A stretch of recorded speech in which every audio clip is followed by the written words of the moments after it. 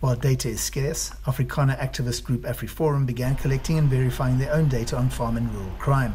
However, government data when released paints a scary trend. On average, there's been about 2 farm attacks every day in South Africa, and there's been on average 2 farm murders, almost 2 farm murders every week in South Africa.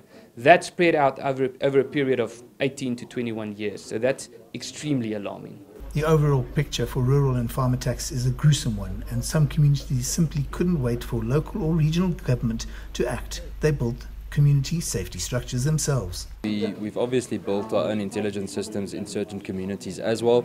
For that reason, we can very often act proactively in stopping attacks before they happen. And just in the past week, we had another case where we were able to actually arrest the attackers whilst they were on their way to go and commit the attack. We actually caught them within 100 meters from a farmhouse. Farmers and communities have grouped together and formed community watch operations. In onze omgewing het dit beter gegaan. In our area it's got better, but around us where the patrols aren't that active, like Doornrandjies, Lazonia, everything has gotten worse. Those areas have 2, 3, 4 incidents a night. We have a very fast response time.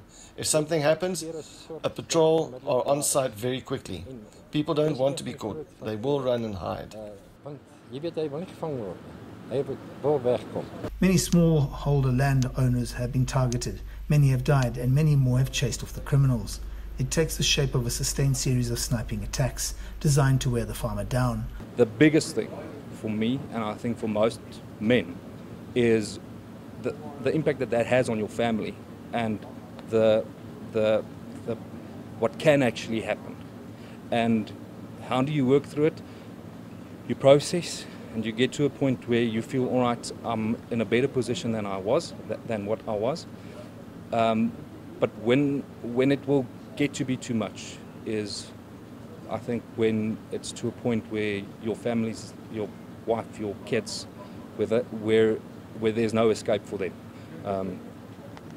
As a guy, you can take it, but your wife and family, different story.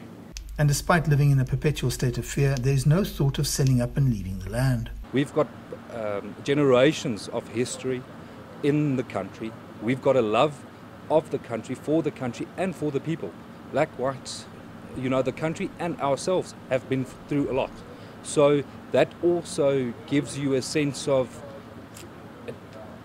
it gives you a sense of purpose for your country. It gives you a sense of love for your country, and why tuck tail and run? People in the rural areas really are under siege, and they're trying to do everything in their power to keep themselves and their possessions safe. Sometimes they get it right, sometimes they don't. I'm Angelo Coppola for CGTN in the Hennops River.